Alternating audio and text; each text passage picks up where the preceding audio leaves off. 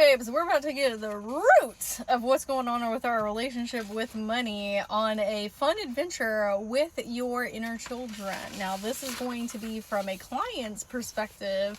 I have sessions that I offer. They're called New Income Levels. And basically what I do is a shamanic journey of soul retrieval, where I'm going into your energy field and figuring out how your inner children are perceiving money, because that's probably different than you as an adult. And we need to give them different tools and techniques. And oftentimes it's not about sifting through all this trauma that they have already experienced.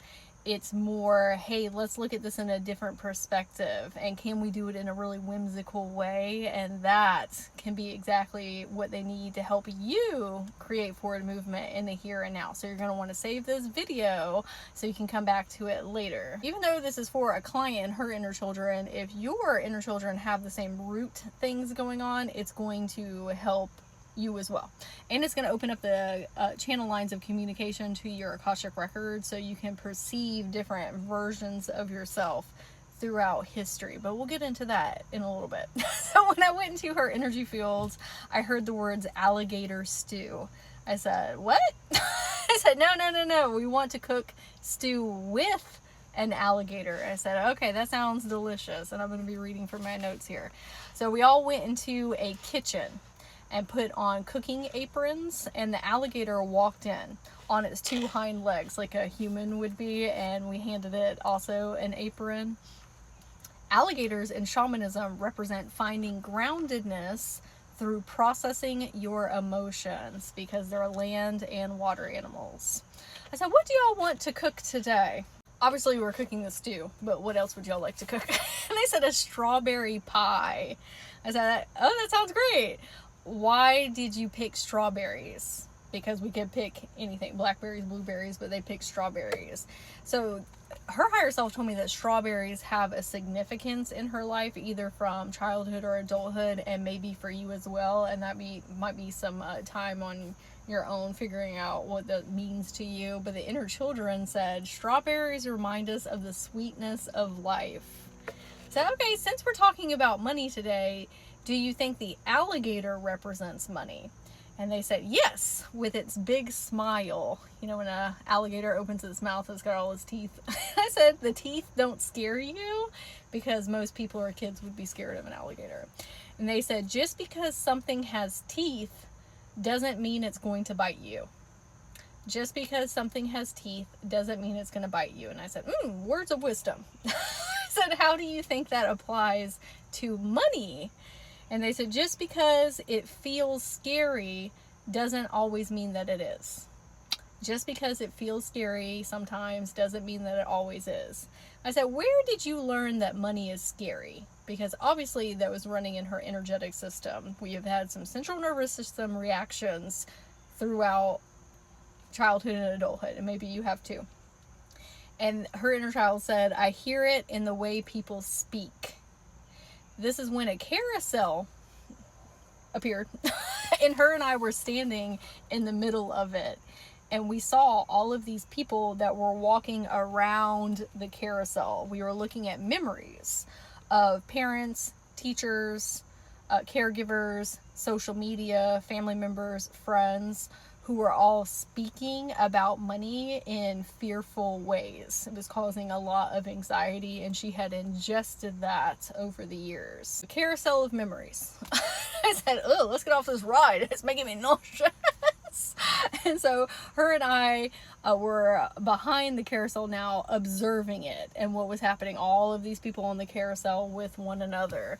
I said, do you see the cycle that people are caught in? They are going around and around and around with a lack mentality. I said, why do you think that we were able to get off of the ride? And she said, because I know I have choice. I said, that's fantastic. Okay, that's the first step of saying, you know what? I don't have to participate in that. I said, why don't you put these on? She said, what are they? I said, they're magic glasses. Kind of like you would put sunglasses or reading glasses on. And when she put them on, she said, whoa, because what we were perceiving is adults on the carousel. But when she put the glasses on, everybody turned into their inner child form, where all of this lack mentality started in the first place. And that can be seen as representative, like in the school system, especially in like the United States, of being programmed to be production workers. They are enticed to the carousel and they get stuck on it, and then they become adults on the carousel.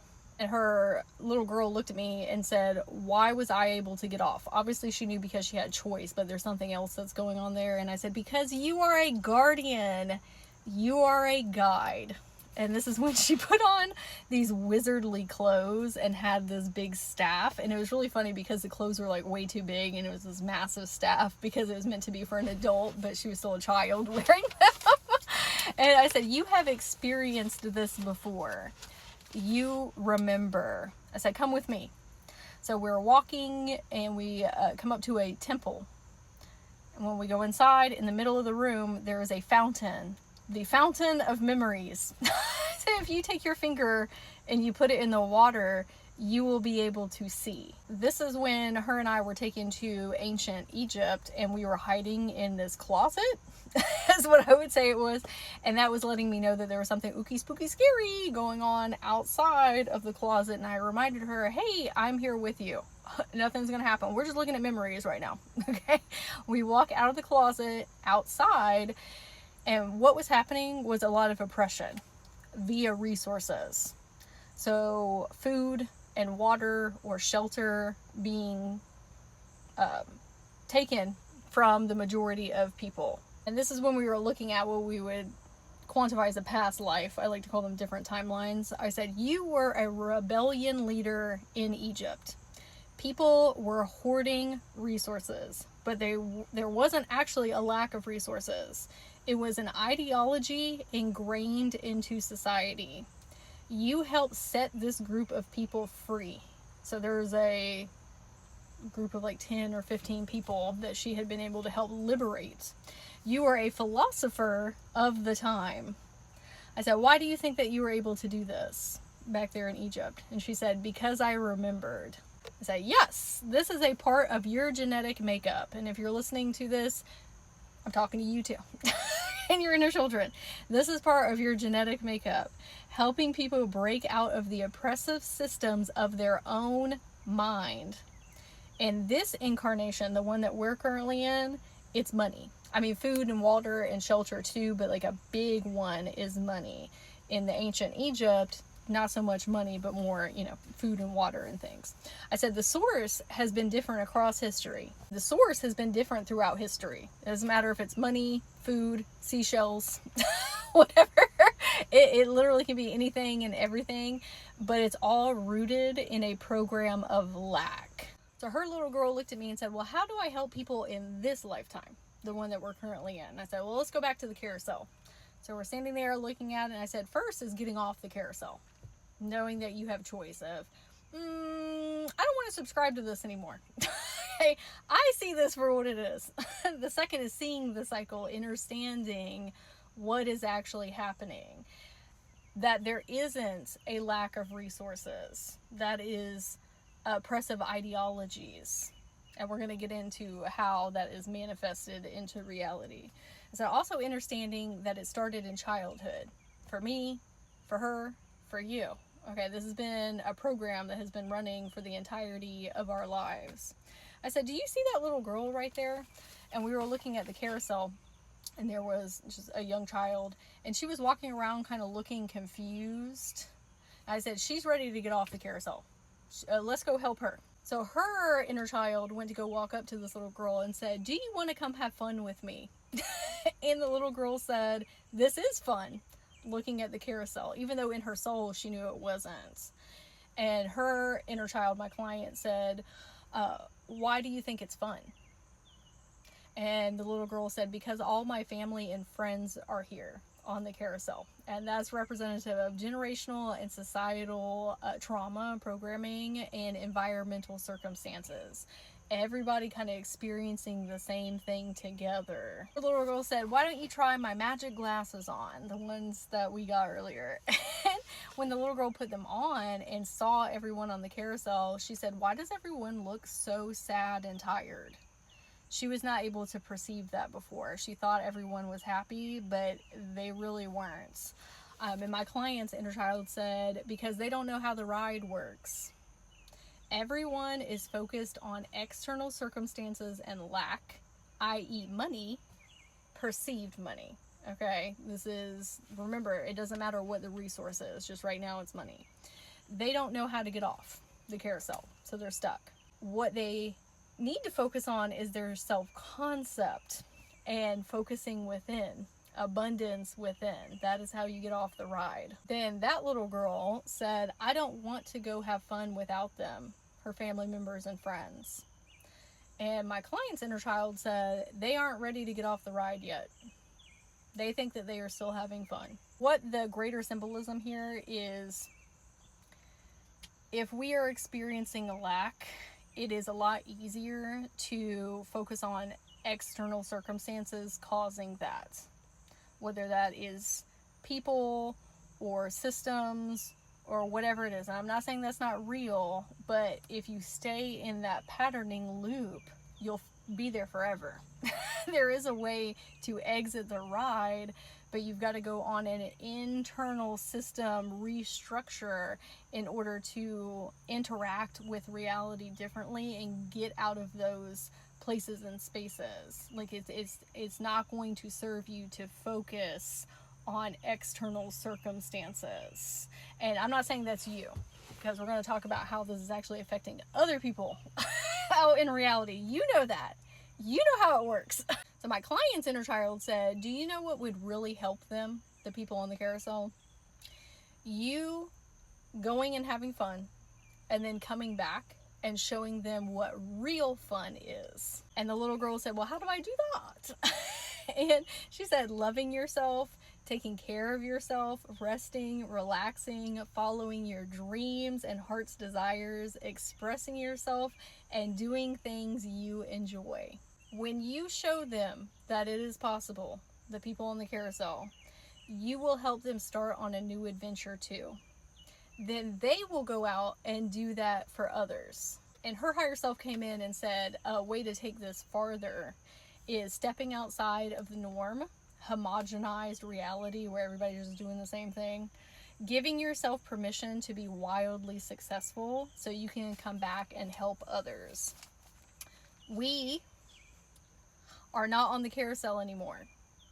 Endless loops of hustle and grind for achievements that aren't even fulfilling. This is like people that are staying at jobs for 40 years and saying, well, I've invested so much time and energy, but being miserable the whole entire time. Like, you actually don't have to do that. The fear that her inner children have been holding on to, that have not created the space for her to get to new income levels or success in life, is because they were afraid that they were going to lose their family members or friends because they're being condescending, or perceived judgments, or, oh, you just live in Delulu land, or you're just lucky, that's why all these things happen for you. No, actually, it's because I went on a very deep healing process where I had to reprogram my entire subconscious and my mindset and learn to love myself and hold boundaries and say no and be different, even with the fear of judgments and persecution. And I kept on blazing my own trail. And that's why I am experiencing so much fun and magic and whimsy in life, and peace and groundedness and centeredness, because I was willing to step outside of the norm and off of that carousel ride, even if nobody else was ready or willing to. After all of that alchemization and transmutation, we have a natural drive to go get more people off the carousel. But it doesn't serve you or anyone else for you to stay stuck on it because you don't want to be perceived as better than somebody else or condescending. I said the best plan of action here is to have your inner children carry around those magic glasses that helps them see the reality of things. And when you are conversating with other people, we're going to focus our attention on the inner children within people who are ready to get off of that ride, that want to go on a new one, that are kind of looking around like, I think that I have been lied to. I don't think this is how reality is supposed to work. Okay, nobody is looking like they are happy. Okay, I need to be doing something else. we're going to go reach out to those inner children and help them, because not everybody's ready to get off the ride. It's not their fault. Okay, this is just programming. Like in trauma and oppressive systems. But there are a lot of people who are on the precipice of liberation, but they're not going to be able to be liberated if there's not somebody there to receive them in the first place. And that's where you come in. Where you say, you know what? I'm going to step out of normalized society and do things my way, and also be wildly successful at it, so I can show you how to do it too. Another understanding that we need to have is all of the lack that everyone is experiencing out here is because everyone is subscribing to that. There's not actually a lack of resources, but we're experiencing that on the 3D plane because that is the internal structural system that everyone is running because of the carousel and then it being taught through the generational lines. So you over here doing your own thing might seem like an anomaly to a lot of people, like, oh, you're just lucky. But the more people who get off of the carousel and then come back to help the others and say, hey, like, that's not actually how it works. If we go internally and we focus on all those things that we mentioned beforehand, you in your own individual realm will start to see differences in your money, finances, success, all these different things. And then everybody shifts their own personal realities. Now everybody's experiencing prosperity, abundance, and wealth, but you have to give yourself permission to raise to new levels in the things that you are doing in life, so that you can come back and teach other people how to have fun and how to get on a different ride. I would love to hear in the comments if this shifted your perspectives, if it's a message that your inner children needed to hear. If you would like your own personalized session where I go in and meet with your inner children and create this magical adventure so we can bridge into a new relationship for you with money and new income levels, I do offer sessions called New Income Levels. You can find them in my bio. You can share a comment, reach out to me via email or DM me. I would also love to hear your biggest takeaways. I love you so much, and I'm wishing you the absolutely most magically abundant day.